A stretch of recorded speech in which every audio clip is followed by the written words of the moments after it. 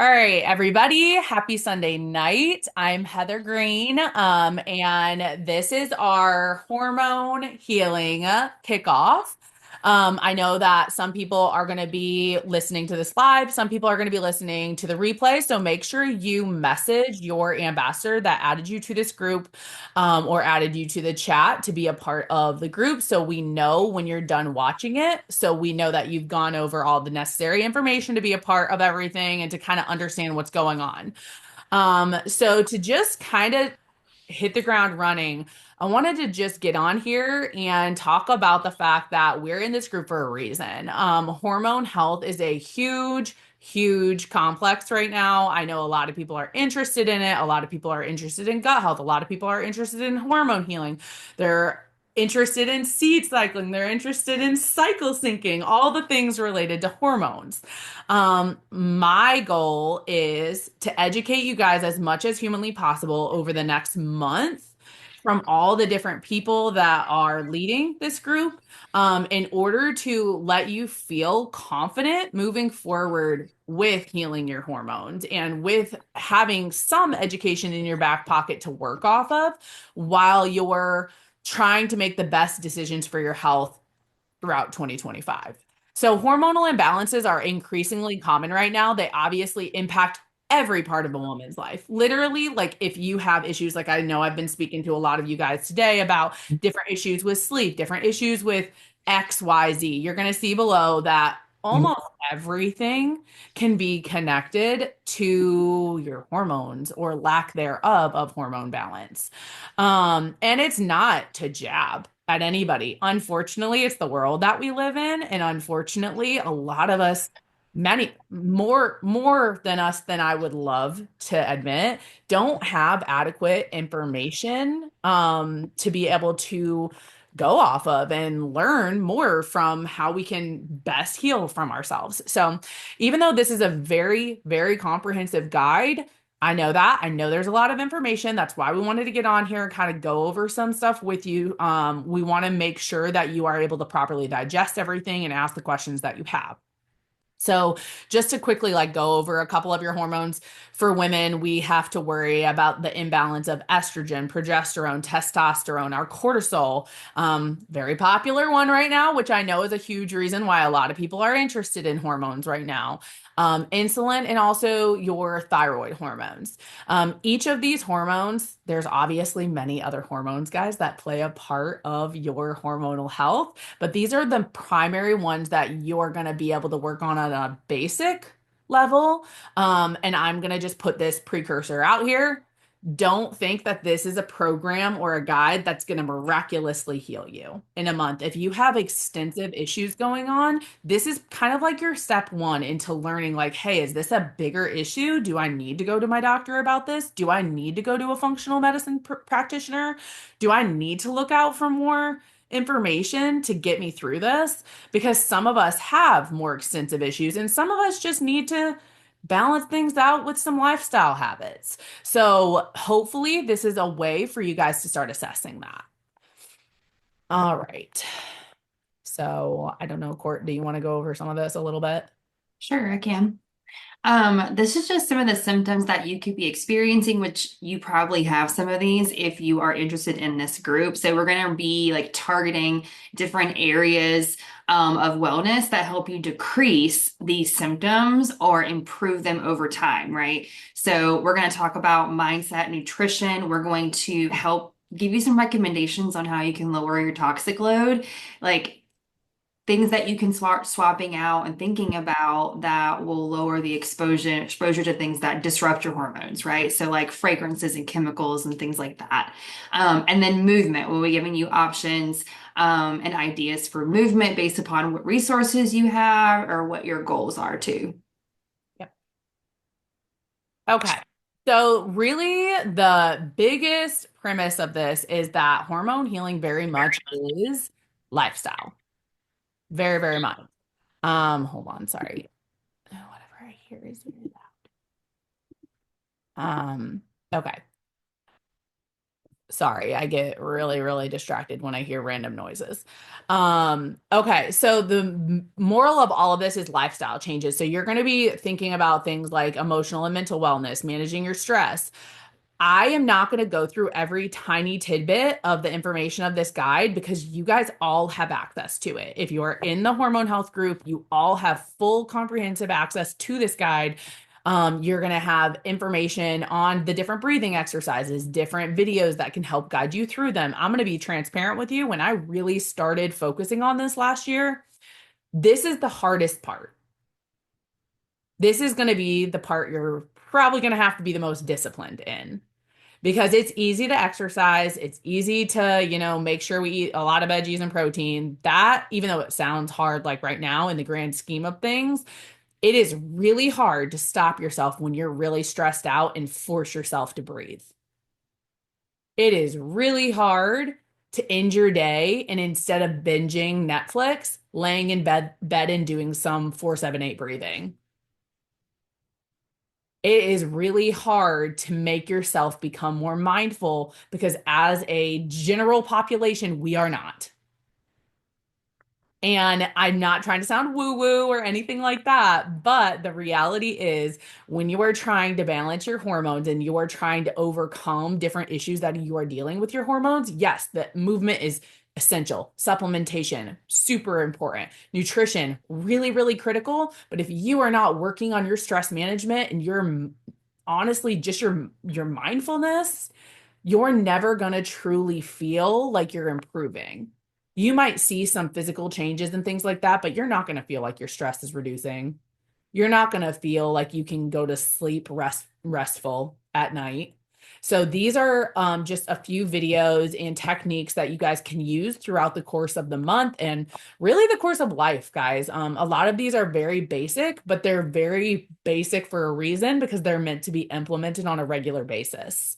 They're meant to be things that you can stop yourself and do on a regular basis and you can do to improve your quality of life. Another part of that is prioritizing your sleep. A huge, huge thing that I personally wasn't prepared for was every single physician and every practitioner in hormone health saying, if you don't sleep, you're not gonna heal. Period.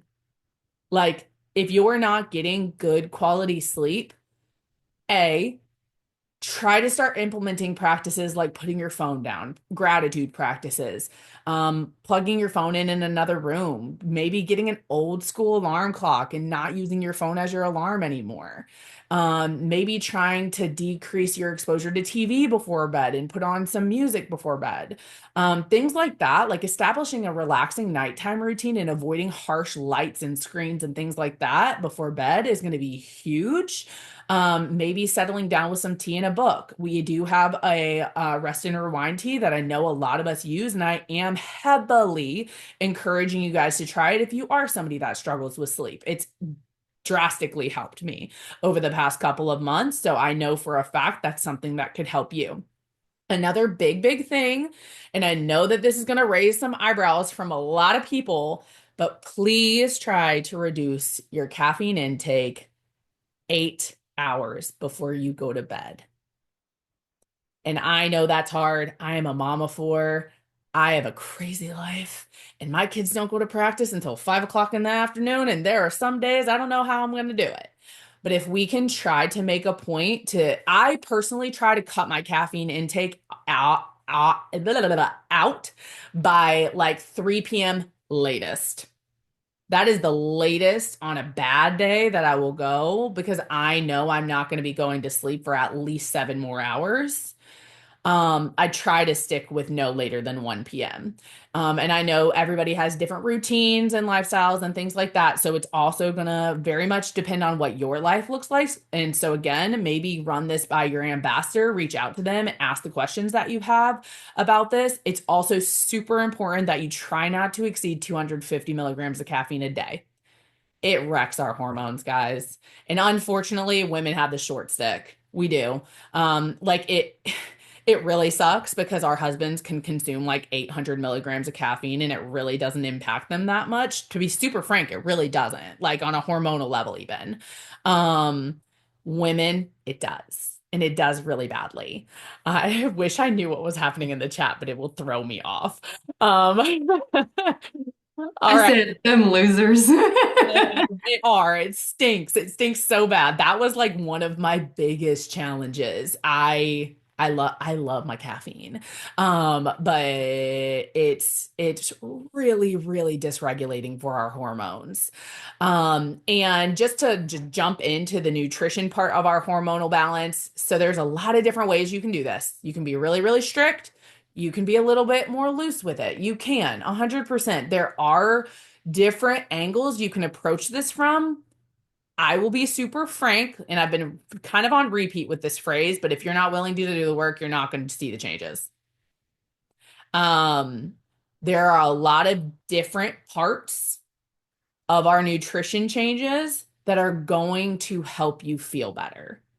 So by cutting out things like inflammatory foods, like alcohol and dairy, excess red meat and pork, um, things like corn, things like gluten, things like excess sugars, added sugars, if you are able to get control and start decreasing or eliminating those from your diet as much as you can, you're going to start feeling better. And I was actually just talking to a friend about this. I know the first week of this group, I'm going to lose weight. And you want to know why? Because I've been eating like a trash panda and I have been eating so much sugar. I have been not paying attention to the sugar intake, and I usually am very, very conscientious about my sugar intake because my sugar intake is my number one inflammation. Like, I don't pay attention to my sugar, Heather gains weight. It's just what happens. It's just like a part of who I am as a person. And I didn't realize how intense it was until learning more about my hormones. I also didn't realize that it was more ideal for us to be consuming less than 10 grams of added sugars, not 10 grams of sugar, 10 grams of added sugars. Technically, less would be ideal if you can, but that is the more strict way of doing it. I would shoot for about 15 or less. I know that that's hard in the beginning. So this first month, guys, let's just try to do our best. Not everything's going to be perfect. Not everything's going to be on point every single day. But if we can at least try and put in that effort, you're going to see a significant difference. Also, please try to avoid artificial sugars and sweeteners. Things like aspartame, sucralose, fructose, things like that. Hormone jacked uppers. I don't even know a technical term to call them. They're bad and they won't make you feel good. And you'll probably feel super bloated when you're using them. You probably also will start to feel lethargic the more you use them. Again, is not a one size fit all dynamic in hormone health. You really have to figure out what works best for you, which is why we are recommending for you guys to use the glucose regulation supplement and the stress relief supplement. And maybe some of you guys are using the, oh my God, words right now, magnesium, and maybe some of you guys are using the metabolic boost. I know I'm using all of them because I know that I need the full comprehensive part of this for me to feel my best. I do have issues with weight gain. I do have issues with blood sugar. I know that I need all the help that I can get. So, as we move a little bit more into this, the key part of this nutrition plan, which I know there's going to be tons of questions about, and that's okay. We're here. We're here. We have a chat. We're going to answer the questions. The leaders of this group and I have been talking about this a lot. And there's still so much for everybody to learn. I'm still learning. So even though like you might see a few of us that might know and a lot of things, there you can never know everything. Like you can never know everything. I'm still learning over 2 years into starting to be in my healing process. Oh, well, maybe that doesn't work for me. Oh, crap. This vegetable actually makes me feel worse than I could have. Like it's even stuff that feels like it could be healthy, that could be something messing you up. So ask the questions. Nothing is off limits.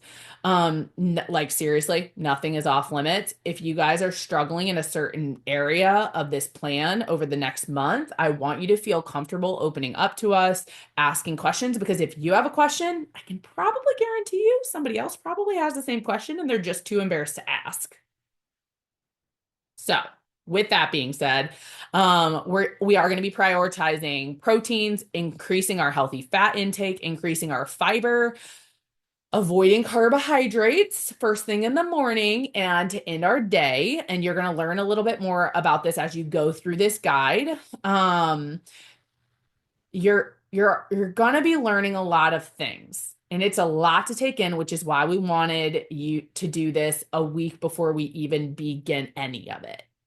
That way you have time to digest. I would probably recommend saving this to your phone, your computer, have it in a note somewhere so you can refer back to it. It's a website. Save it as a pinned website on your browser. That way you can always go back to it and look at it. Again, like I said, we're going to be really trying, guys, to eliminate the dairy. Dairy for women is the number one culprit of inflammation. Um, all dairy, even if it's lactose free. Please believe me when I say it because I learned the hard way. I was like, I'm fine. I can do dairy if it's lactose free. No, you can't, Heather. Okay. So like it's fine if you guys are just like, yeah, there's just no way I can do it. I promise there's a way you probably can. You just have to do a little bit more research or maybe ask for recommendations from the group. Um, I provided a list for you guys of different food options for vegetables, protein, fruit, different fats, carbohydrates. Again, we are going to really, really encourage you to limit or eliminate gluten. Gluten is a huge, huge inflammatory food, mostly processed gluten. If you're somebody that's eating like homemade sourdough bread, no, you probably don't need to eliminate it because you're making it yourself in your own kitchen. Like from your own starters with your own ingredients. Let's be real and practical and pragmatic about the situation. If you're somebody that's in that situation, I'm not going to tell you to stop eating your sourdough bread. But like I'm also going to tell you probably don't buy the dollar store bread from the dollar section white boy. Like let's not do that. Let's be realistic about the situation. My typical go-tos for carbohydrates are sweet potatoes, and brown rice. Um, I have I've been in this process for a long time though. So I have really learned what does and doesn't work for me. Um, so you might not learn it right away. I can't do oats, point blank, period. But I know a lot of other people who thrive on oats. So just make sure you're being open to the process of trial and error and experimentation, because that's what it's all about in the beginning. I provided some examples of what your meals are going to look like. And I want to go over this because I am providing some trackers for you guys to use. I'm going to be uploading them into the group probably tomorrow or Tuesday so that you guys have them if you want to print them out. And like, I know for me, I personally put them on my refrigerator and I check off what I use. Or I like cross off. I know some people that color them in as they go and things like that. And I also today did put in some like how to build a breakfast, how to build a lunch, how to build a dinner, how to build your lunch to take to work. Those are really great ways for you guys to start prioritizing that. What I am going to recommend is at breakfast, really, really try to avoid carbohydrates and fruit. Try to keep your carbs and fruit, snack, and lunch. I'm saying this because you guys are using supplementations that support, not that do all the work for you. Our bodies as women are complex.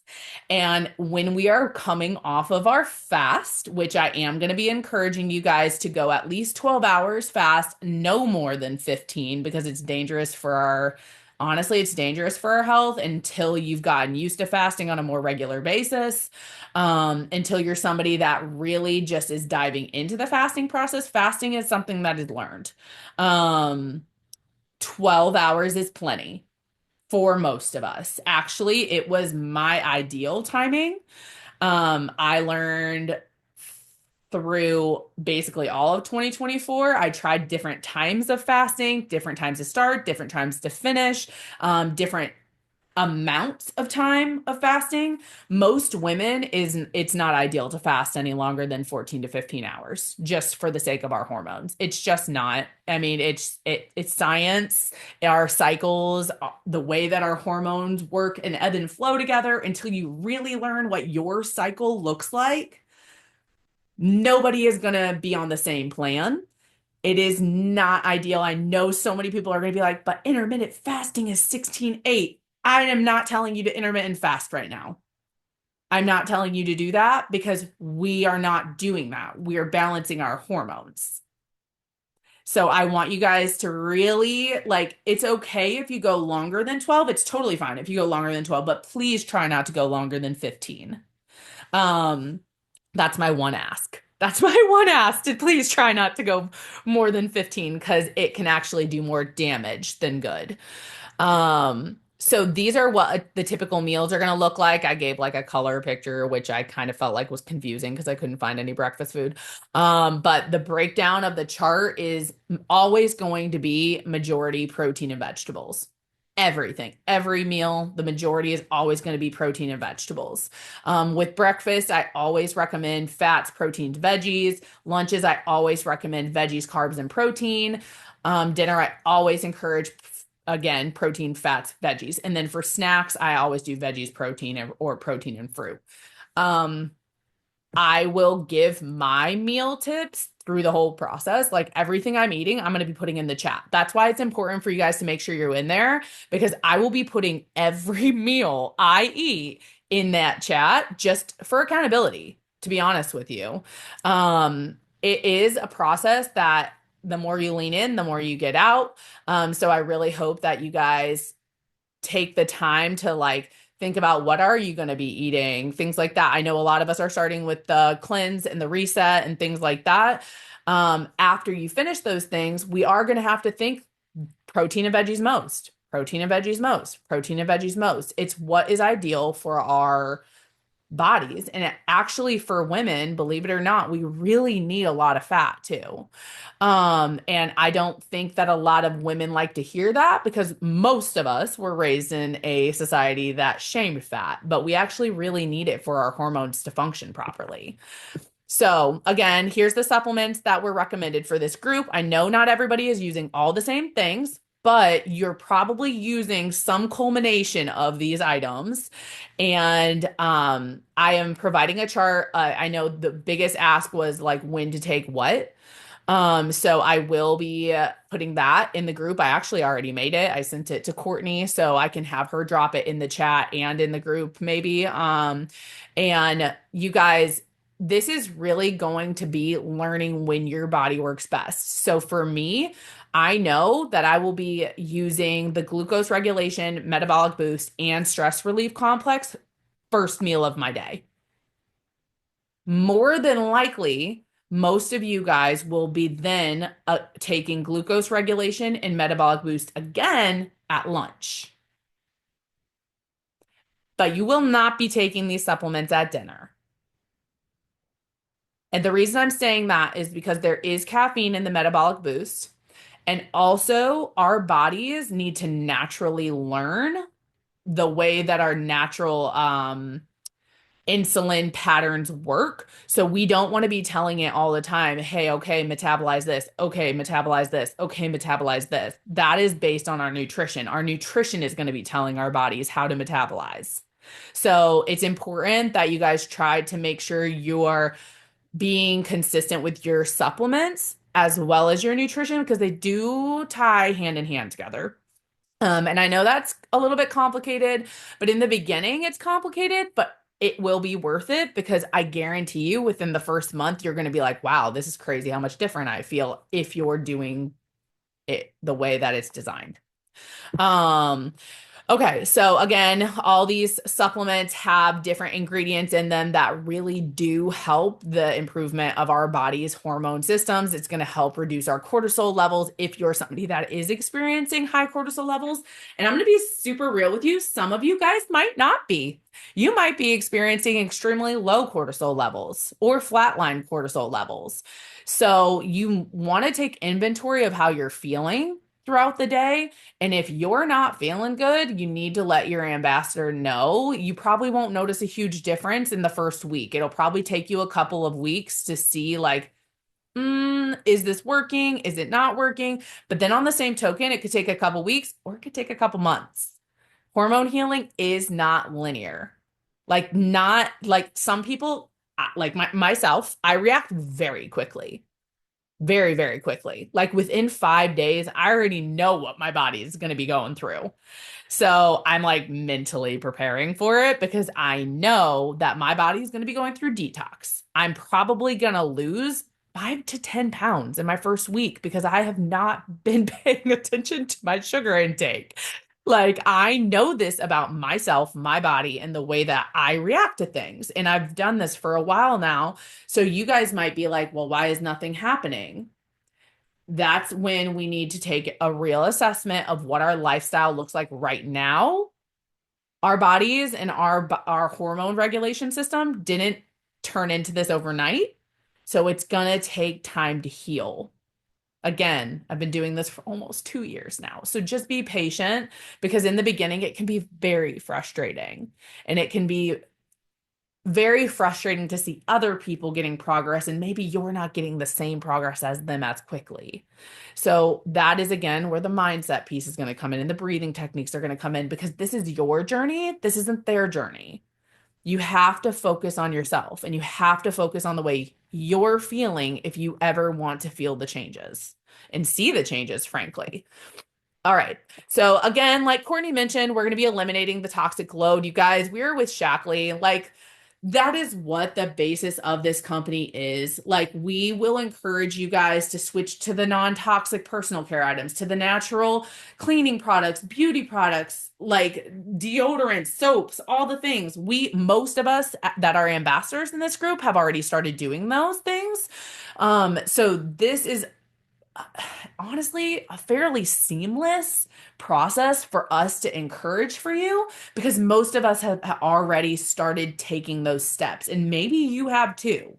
So hopefully you're open to those ideas, but also be open to the ideas that we need to start to be choosing clean and whole foods.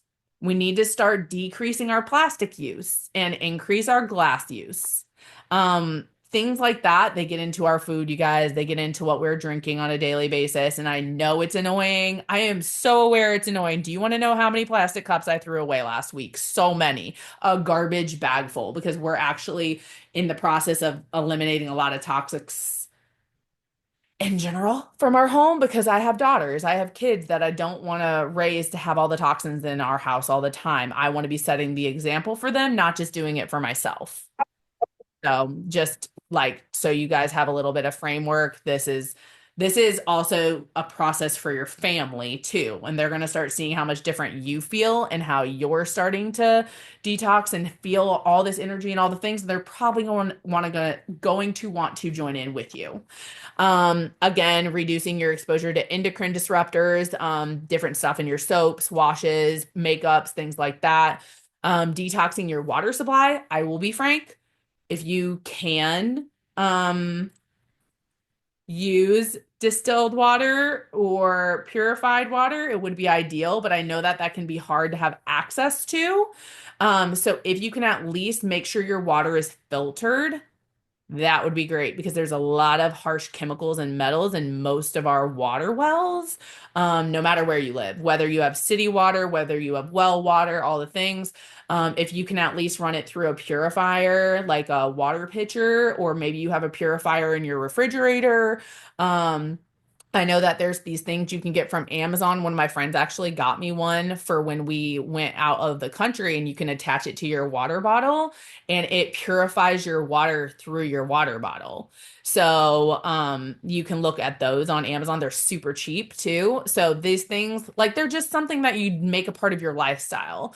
Um, and then again, optimizing your environment, again, switching over to some non-toxic cleaning supplies, things like that. There's a lot of other things that you can do as well. Supporting your liver and detox pathways, you guys. This is so hard because you're going to be like, I smell horrible. I feel bloated, like all the things. Like it might suck the first week. I was a whiny person my first couple of weeks because I was using all the aluminum deodorants. I was using all the chemical shampoos and conditioners. I was using all the plastic Tupperwares for my meal prep. I was using, like, guys, this is a process, and I do not expect you to just go and throw away all your stuff right now. Just start making the swaps. You run out of something, buy the non-toxic one next. Your Tupperware gets ruined, or you're just sick of looking at them, get the glass ones next time. Like things like that, they don't have to be an all or nothing process. Just start making the transitions. Again, like I said, try to choose organic when possible. I know it's not always achievable. Again, I have 4 kids, you guys. I don't always buy organic, but I wash my foods very, very, very well. Hopefully, I actually would like for some people in the group to like comment and leave like tips on how to wash your fruits and vegetables best and things like that. Making sure that we're doing things like exercising regularly, optimizing our sleep, things like that, that actually can help your body detox faster. So even though this plan is not required for you to work out consistently, I will tell you, if you can, your body will detox faster. If you can exercise at least 5 days a week for like 30-ish minutes, no matter what it looks like, I don't care what you're doing. I don't care if you're going on a walk. I don't care if you're just like doing a Pilates or a yoga workout at your house. I am providing, at the end of this, there is provided, I think, like 15 free Pilates workouts and different like lifting workouts and things like that. So if you don't have access to any fitness platforms or anything like that, you can use those. I've done a few of them and they're pretty good. I'm not gonna lie to you. If you can choose ways to start moving your body and do the rest of these things, I promise you, like there's science behind it. Like sweat gets rid of toxins. Like the more we can eliminate those toxins frequently, and this is gonna TMI, it is what it is. You're gonna hear a lot of TMI over the next month through pooping, through crying, because you're gonna be emotional. This is our hormones. You're going to probably have some breakouts through your body. You're probably going to be sweating like a mother lover. Like, I, there's a lot of things that aren't glamorized about the hormone healing process. But if you're doing more of that, you're actually detoxing really well. And I know that sounds scary. I know that's like, I don't wanna, and I don't wanna stink, and I don't wanna go to the bathroom a lot, and I don't wanna do all that. But I promise you, if you are, that's actually really good. That's actually like really, really good that that's happening. Um, it was hard for me to accept as well because there were some phases where I was like, I don't like this. I feel like I'm gonna die if I don't have some caffeine right now. Oh my gosh, I need sugar right now. Oh my God. I like thought that there were days that like I just was going to cave with my nutrition or cave with my breathing techniques because my stress was so high because I wasn't using it as a crutch to grab another cup of Energize or another cup of coffee to get me through the day. I was just going through it. I was going through the process, and that's what all of us are going to be doing as well. Okay. So next part here real quick before I open this up for questions is just the optimal fitness for hormone health. Things like Pilates, walking, stretching, yoga, stress reduction practices through breathing exercises and things like that are the most ideal way to start. I will be very, very, very, very, very transparent with you. If you are somebody that's wanting to dive into like a really intense like weightlifting program, if you are not already exercising, just be careful. If you're not already very consistent with fitness, weightlifting, excessive running, and cardio and things like that can actually inhibit our hormone healing process. We have a lot of people in this group that have actually changed the way that they exercise because of their hormone health. Um, and it's not easy. It's not easy to admit that those things could be actually hindering our progress. But it will encourage you to think a little bit differently about exercise and do it in ways that might actually benefit you for the long term and help you think about exercise in a different way. So, obviously, walking is always going to be encouraged and supported. It improves with heart health. It helps reduce your cortisol. Actually, walking at night is incredible for your sleep routine. If you can go on like a 10-15 minute walk after you eat dinner when the sun's starting to go down, that is so good for your circadian rhythm that it like will actually drastically help your sleep. And then doing more stress management practices, again, helping your cortisol levels decrease, improving your sleep and your hormone function. You're going to notice that you are going to start to feel better if you're doing these things regularly. And again, like I mentioned before, when to seek professional help is when you just don't feel like things are getting better or maybe they're getting worse. Again, none of us are healthcare professionals, and you need to be real about the way you feel. If you're somebody that has very intense issues and you are hoping that this might be something that helps, I hope it helps too.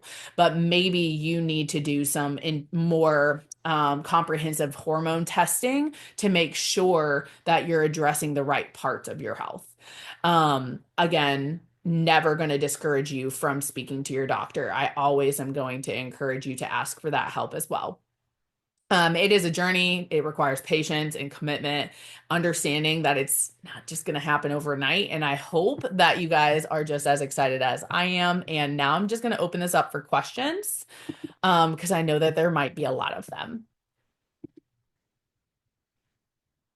Something Any, I was gonna, something I was gonna add that I kind of told my girls to just message me about is like the stress support. So, I always preface, I am not a doctor, but I have done the cortisol regimen for a long time. I want you the journal part, like think about when you feel the most stress or the most anxiety symptoms. Like, do you wake up feeling like automatically stressed out? Do you your heart rate up? Do you feel like tired? Um, it's kind of like the being chased by a lion feeling is how I try to describe it. Or are you crashing in the afternoon and feeling super sluggish? Like what are your symptoms? Are you restless at night? Are you awake before you go to like Yeah, I'll awake, be done then. can't go to sleep? What when are your symptoms happening and when are they the worst? Because for example, like I take it in the morning as soon as I wake up because when I woke up, I felt like I was ready to fight somebody. Like that was how I woke up and I was like on, right? You shouldn't wake up that way. And I didn't know any different because that's the way I was for my like entire life. So if you're feeling that like surge, like that you could literally like go like into a boxing ring, that is when you should be taking it. So a lot of people feel spikes in the mornings. And then about that 2 to 4 p.m. window, that is why a lot of people crash in the afternoon. It's the cortisol wave. And everyone's profile looks different depending on who you are, right? Some people just have the morning spike and then they're fine. But kind of like tune into that, right? As you're going through this, it's a great way to like think, okay, when do I struggle the most with anxiety? And then I want to encourage you to take that stress one in that window. It will make such a difference. It's going to take time, but I would say probably a weekend, you should start to feel a little bit better around that time as well. And you probably won't crave sweets or caffeine as much either because you're not trying to jack yourself back up from crashing from all of that adrenaline. But I did want to mention that because the stress one's hard and you don't want to be taking everything at once either if that's not when you're feeling the yeah, anxiety piece. Yeah. yeah, absolutely. I'm reading through the chat now, but for sure, I'm reading. Okay. Yeah, the Late trash. morning. Yeah, like 11. So usually when they test you, it's like morning, 11, 3, and 9 is Mhm. like the windows. So kind of like maybe do a check-in with yourself. Like, how am I feeling at 11? How am I feeling? Like, how do I feel throughout the day? That may also allow you to add in when your breathing techniques are going to be the most useful too. Yep. And maybe you can have it stack those together. You can take your stress management and do a breathing technique and kind of do those at the same time. And I know like for me, my cortisol was weird. I had spikes in the morning and spikes at night, which is not normal. Um, No. Mhm. and I was a person that had to play for about a month or two with what time of day to use my stress relief supplements and my breathing techniques. So I actually learned that I had to take my supplements in the morning and do stress management exercise in the morning, and then also do stress management in the mid-afternoon and at night before I go to bed. So I was somebody, that's why I stress it so hard. I was somebody that had to learn it through lifestyle because the supplements, you can't take the stress relief supplement more than one time a day, once a day. So in the beginning, you're going to be like, oh shit, it didn't really work and I'm really stressed out right now and I could really use some support. That's when the breathing techniques are going to come in play. That's when the breathing techniques are going to come into play. So, okay, I'm reading through the chat also. So I would not do shorter than 12 hours in the beginning. So that's a tough one. The eating windows, it really like the fasting. If you are not interested in fasting, that's fine. But for optimal hormone health, 12 hours is like that minimum time. Like that's a natural fast that most people don't even consider a fast because from the time you go to sleep to the time you wake up in the morning should be at least the 7 to 9 hours. So we should be stopping eating 2 to 3 hours before we go to sleep because that's also ideal for our hormones. And again, this is all in the guide, but I just want to make sure I'm answering all the questions. But our bodies actually can stay on fight or flight if we're eating right before we go to bed. So our bodies will have to metabolize while we're sleeping, which raises our cortisol and our stress response. And that's what we're wanting to reduce, which is why it's encouraged not to have like carbs at dinner time and things like that. And I'm gonna read through the rest of this and make sure. Something too, like if you're up at night breastfeeding, maybe even start with like whatever, figure out, I'm such a psych, figure out what your baseline is. So like if your baseline right now is like 9 hours, try for 10. Yeah. Like see how you feel with 10. Like, if 12 feels like really difficult and you're like this, I'm gonna be miserable, don't make yourself miserable. Go 10, see how you feel. Like progress your body and just kind of see how it feels with each one. Um, and just go from there. But if you're not breastfeeding, you guys fast for 12 hours. If you're not feeding another human being, I think it's good to do the 12 because that's where the research starts. I don't know anything about the research for breastfeeding. I'm not sure if that's different. But I I do would know. say also maybe for breastfeeding because our bodies require more calories when we're breastfeeding. Maybe add a more digestible carbohydrate into your dinner if you're breastfeeding because it might make your fast easier. So a more digestible carbohydrate if you're breastfeeding is something like sweet potatoes. Not complex, like potatoes, sweet potatoes, easily digestible things. Don't do like oats and like chickpea pasta and heavy fibrous carbs right before bed because you're gonna be like, I'm awake, I have energy, and your body is gonna feel so confused. So maybe things like a sweet potato or a potato with your dinner could help because it'll help you stay fuller longer, but also maybe allow you to have that longer fast. Maybe. Yeah. Um, Let's see. But yeah, any other questions? Again, we're going to be free in the chat and also in the group, you guys. Share your experience in the group page. Maybe you're really proud of your meal prep this week. share with us what your ideas for meal prep are and post them in the group. Share what things that you're excited for, you're nervous about, you're looking forward to, and let us all like get in this together because it's gritty. It's gritty. Like I'm not gonna lie to you. I was in a 24-week long trial.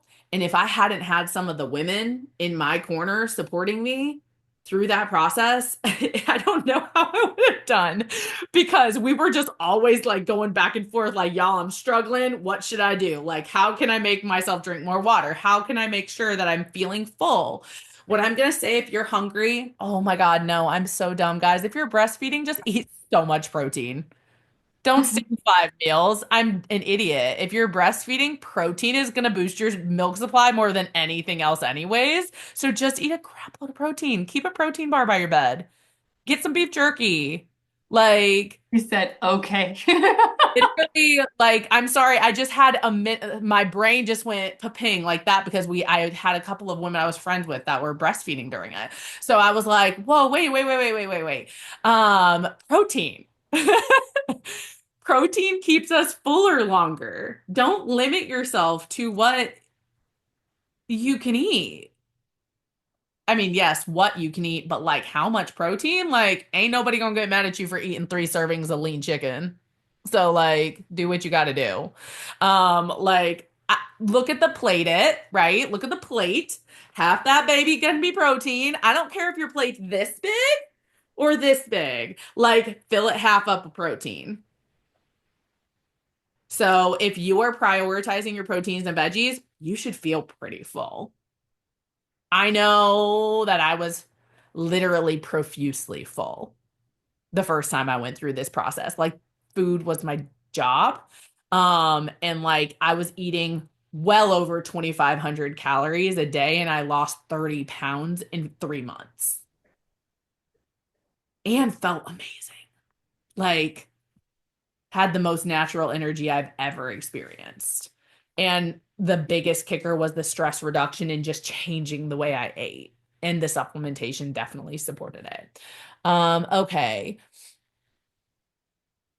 Yes, we love them. You're right. You're right.